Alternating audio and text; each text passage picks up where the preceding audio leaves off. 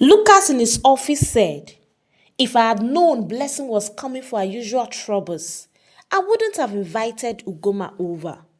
My wife really designed her face. But that's good for her. She thinks she can pull my wife's new hair and go scot-free. That one that likes fufu and oha soup." He looked at his wife's direction and said, "I know she's pretending to be a hard girl. She's not happy. She has been quiet ever since they took Blessing to the hospital." He couldn't concentrate anymore, so he closed his laptop and walked towards where she was sitting on the couch. He sat down beside her and pulled her to his chest, and immediately she bursted into tears. Lucas became confused and wondered why she cried. "Does the hair hurt that much? Or is there any other thing making you cry? My love, please talk to me. What's the matter?" Instead of Ugoma to reply, she continued crying. "Lucas, am I cursed?" she asked, looking at him, expecting him to reply. Lucas became shocked. He wasn't expecting that kind of question. He was speechless. Ugoma was still expecting him to say something. He said, "Jewel, I don't know why you asked me this, but I want you to know that you are not cursed. Instead, you are a blessing to me, to us, and to the world. Ever since you came into my life, everything changed. Look at me, a former playboy, now a man. I am focused today because you came into my life, so don't you ever think that you are cursed." He kissed her forehead, but Ugoma only sighed.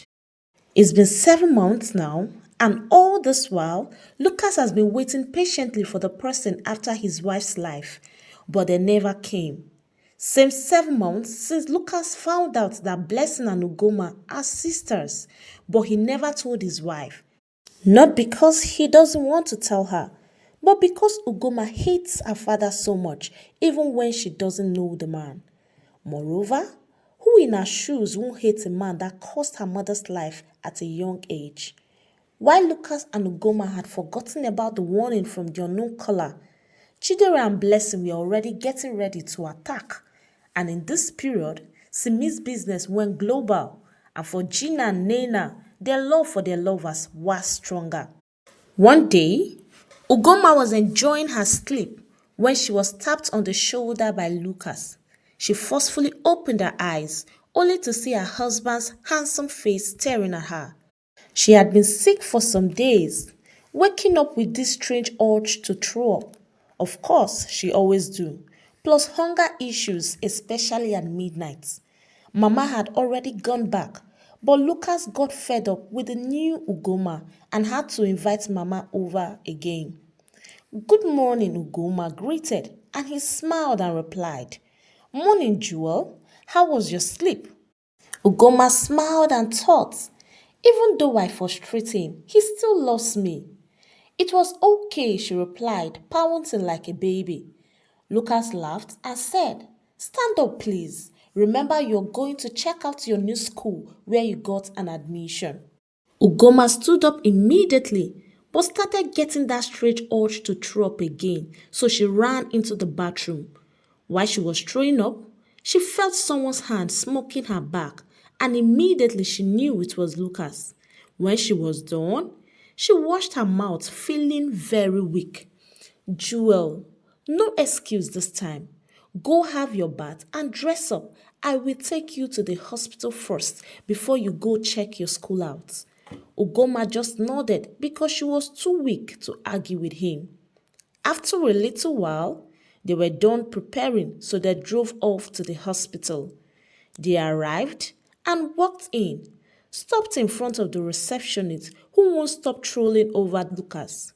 Ugoma had what we call, permit me to say, pepper body, and she said, "Hello, young lady. Are you here to do your job, or you are here to droll over people's husbands?" The receptionist felt embarrassed. "I am really sorry, madam. Please, how may I help you?" she asked with a smile. "Please, is Dr. David around? I actually have an appointment with him," Lucas said. The receptionist smiled at him and Ugoma scoffed. Lucas was surprised. This is so unlike my wife. What is going on? Yes, sir.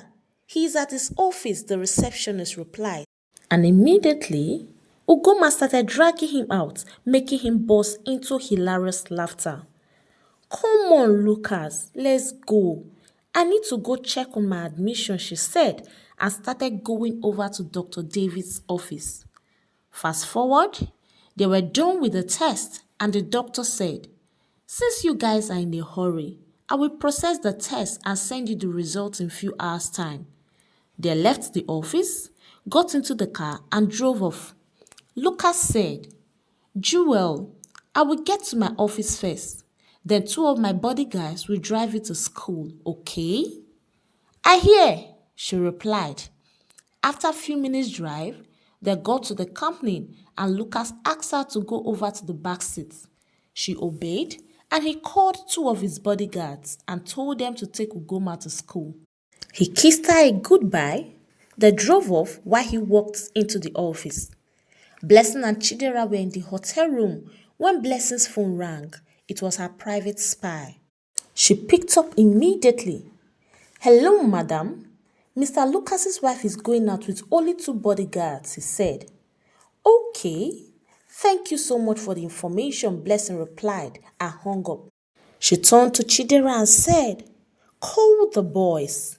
Tell them to move immediately. Kidnap her and bring her over to the warehouse. She said, very soon, Lucas will be all mine. Ugoma on her way to the new school noticed the bodyguard started getting scared. She looked at the mirror only to see a black van following them. She started feeling scared too. The bodyguard drove in full speed and the van did the same thing. In no time, the van double-crossed them and 8 masked men came out of the van with weapons. They shot the two bodyguards, opened the back door where Ugoma was. Please, don't kill me, Ugoma pleaded with tears in her eyes. One of them covered her nose with a handkerchief and she started suffocating and in no time she passed out. Lucas was sitting in his office when he received a text message from Dr. David saying that Ugoma is pregnant. He nearly fell down from his seat. He said, I can't believe I will soon be a father. A smile appeared on his face and he shed tears, not any other tear, but tears of joy. He tried his wife's number, but it wasn't reachable, making him confused because Ugoma had never switched off her phone. He started having this strange feeling that something isn't right. Something is wrong somewhere. He called Mama to tell her the good news and also the matter at hand. He also called the school management and they said his wife hadn't gotten to school yet. This made him scared and he almost peed on his body. Hope nothing happens to my wife and my unborn child. If not, the person will get it hard with me. He was still wallowing in his thoughts when his office door opened and Linda ran inside like she was being chased by a mad dog. Lucas became angry over nothing. Can't you knock? How dare you barge into my office like that? I am really sorry, Mr. Lucas, but I think you need to see this or better still check your newsfeed, Linda said, looking very worried, making Lucas even more confused. Immediately she left, he logged in only to see the most shocking news ever. The picture of his two bodyguards shot dead and his wife wasn't there. He took his car key and phone. He ran outside like a madman. Linda, he called, and she immediately ran out and followed him without asking any question. His employees were all looking at him with pity, but he didn't even care because the only thing on his mind was his jewel, Ugoma, and his unborn child. They got into the car and he drove straight to the police station. After a few minutes' drive, they got to the station. He parked his car and they ran into the place. Excuse me, officer. I am here to report my missing wife. She had been kidnapped. The policeman looked at him and returned his eyes to the files in front of him. Mister, when did she get kidnapped? Few hours ago, Lucas replied, I am sorry, sir, but you can't file a missing report until after 24 hours. Lucas's jaw dropped. He became more confused, and Linda yelled, Someone's life is at stake here, and you are saying we can't file a missing report? I am sorry, but that's the law, the policeman replied and continued with what he was doing, ignoring them completely. You know what? Linda, just go back to the office and take care of my work. He gave her tea fare and drove home straight. He called his friends, told them, and also called the Inspector General of the Armed Force and informed him too. When he got home, he saw Mama going to and fro around the living room. Immediately she noticed him, she ran up to him. Anna, any news? And Lucas nodded in the negative. Mama loosened her wrapper and sat down on the floor. Hours later, the inspector and his boys were already at his house and were waiting patiently for the person that got Ugoma kidnapped to call. After a while, a call came into Lucas's phone from an unknown number. He picked up, putting it on loudspeaker and praying that God gives him the strength to hold his temper. The men who kidnapped Ugoma already tied her up on a chair. Chidera and Blessing were at the warehouse waiting patiently for her to wake up. Blessing said, It is such a pity that such a beautiful young girl is going to die soon. Even in her sleep, she still looks super cute. Why wouldn't Lucas be in excess love with her?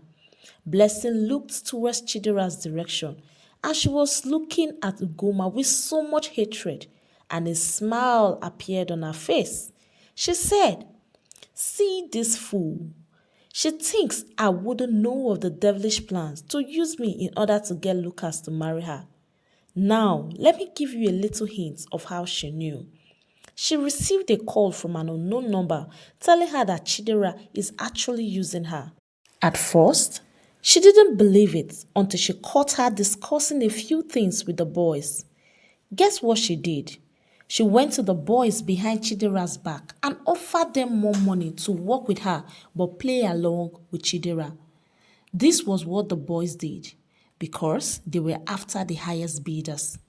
To Chidera, she's going to get Blessing killed after they finish killing Ugoma, but unfortunately for her, it is going to be the other way round. Blessing left the warehouse and immediately she called her parents. After a few rings, her dad picked up. Hello, Dad. I didn't call you for any discussion whatsoever. Meet me at the K's warehouse in 2 hours' time. This was all she said and hung up. She walked back to the warehouse only to see Ugoma awake. Wow! So our dear Cinderella is awake already, huh? Blessing, what do you want from me? Ugoma asked in tears. Come on, baby girl, don't cry. The fun haven't even started yet, she said and started laughing. Please let me go. I have done nothing to you, Ugoma said. Blessing smiled and lowered herself to get to her level. Do you want to know why I am doing this? That's because you took Lucas away from me. Everything you are enjoying now should be mine, you bitch. Ugoma busted into hilarious laughter and said, You know what, Blessing? You are the greatest fool I have seen in my entire life. Lucas didn't dump you, but you did. You left him for another guy, and now you have the gall to say I took him from you? Blessing landed her a thunderous slap, making blood to come out from her nose. Ugoma busted into another hilarious laughter, making Blessing confused because she didn't expect such a reaction. You know what? Blessing, you really hit like a child. And you, Chidera, my dear cousin, are you hiding? Come out from your hiding place. This she said with a weak smile. Chidera came out and gave her another slap. Blessing walked out of the warehouse and dialed Lucas's number and he picked up immediately. Hello, love. Have you missed me? Blessing, if you are the one holding my wife, then please release her for me. Not that quick, lover boy. If you want your dear pretty wife, then come and meet me at Kay's warehouse in few minutes with your mom. And one more thing, don't involve the police. If not, you'll be putting your wife's life at risk. Immediately she said this, she ended the call. Ugoma was still breathing hard due to the beating given to her by Chidera. She said, I knew Chidera hates me, but I never knew it is to this extent. Chidera was about hitting her again and again when Mr. Donald and his wife, that is Blessing's parents, stopped her. Hey, you young lady, if you dare lay your hands again on her, then consider yourself a dox. Lose her and let her be. Chidera flinched. Come on, Dad and Mom. You don't give orders here. I do, Blessing said, pointing a gun at them. Oh, Blessing, you have a gun? Her mother said in tears. And Blessing started laughing. She was about saying something when the door forcefully got opened and Lucas and his mom came in. Immediately Lucas's eyes landed on Blessing. It darkened in anger and Ugoma gave him a painful smile because she was already feeling a little pain in her abdomen. Blessing, I am here now. Let my wife go. And Blessing started laughing like a witch. Not so fast, baby boy. You have to do something first. My parents and your mom will be the witness for today. These papers here are marriage papers. So if you want your wife alive, you have to sign it. What? Everybody shouted, including Chidera. Lucas, please don't do this, Ugoma said in tears. And Lucas smiled painfully and said, I am sorry, my love. If this is what I would do to save you and my baby, then I will have to do it. Ugoma's eyes widened in shock. Oh my God. So I am pregnant? Lucas took the pen and signed the papers, and tears dropped from Ugoma's eyes. Now, Blessing, I have done as you want. Can you let my wife go now? She laughed again like a witch. Do you think I was going to let her leave? Eh? Blessing asked and shot Chidera at her abdomen. Ugoma screamed and ran towards her. She said, even though she hates me, I love her because I don't just see her as a cousin but as a sister. Blessing said to her, now, my darling, it is your turn, pointing the gun at Ugoma. Please, Blessing, don't do this. She is your sister, her mother said. Ugoma became confused and Blessing asked, what do you mean by she is my sister? Okay. Remember your father once told us he raped a lady long time ago at a certain village. This is the fruit of his act. Please don't shoot. If not for her sake, but for the sake of the innocent child she is carrying, her mother said on her knees. But Blessing just laughed and said, that's enough reason to kill her. I am sorry, Mom. Immediately she said this, Ugoma knelt down, closed her eyes, lifted up her hands, and was waiting for the bullet to hit her, but nothing happened. When she opened her eyes, she saw Blessing on the ground, wincing in pains with tears flowing freely from her eyes. She was shot by some officers. They carried Blessing and Chidera into the ambulance to the hospital. Lucas ran up to his wife, and Ugoma smiled weakly. You are safe now, my darling, was the last thing she heard before she passed out. After 2 years, a lot of things happened, but no life was lost, including Chidera and Blessing. After the incident, they were rushed to the hospital and they survived. The American police requested to have Blessing since she had series of murder cases in America. Chidera, on the other hand, was arrested, but she didn't forget to ask for Ugoma's forgiveness. And Ugoma, being a soft-hearted person, forgave her and even persuaded Lucas to help her bring Chidera out of the jail. After a while, Lucas concurred. Instead of her spending 35 years in the prison, she stayed only 3 months. Simi faced her business and later got married.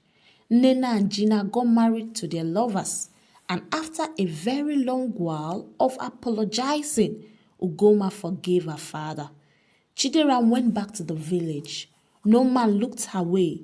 She became a laughingstock and got old without getting married. Lucas and Ugoma, after their first child, gave birth to a baby girl. An evangelist Nkoli named her Victory. Hey, African Tales by Camo Tribe. I just want to say thank you all for your cooperation. Now that we have come to the end of this amazing story, what did you learn from it? Let me read them in the comment section. Life isn't a bed of roses, and jealousy doesn't pay at all. If Chidera didn't do all she did out of jealousy and followed her siblings' footsteps, maybe she wouldn't have ended up the way she did. James chapter 3 and verse 16. For wherever there is jealousy and selfish ambition, there you will find disorder and evil of every kind. If you enjoyed these whole episodes, please like, share, and subscribe if you have not. You can also buy me a super thanks or buy me a coffee using the link in this video or the link on the channel's description. Till I bring another series your way, it is a goodbye from here, and God bless you.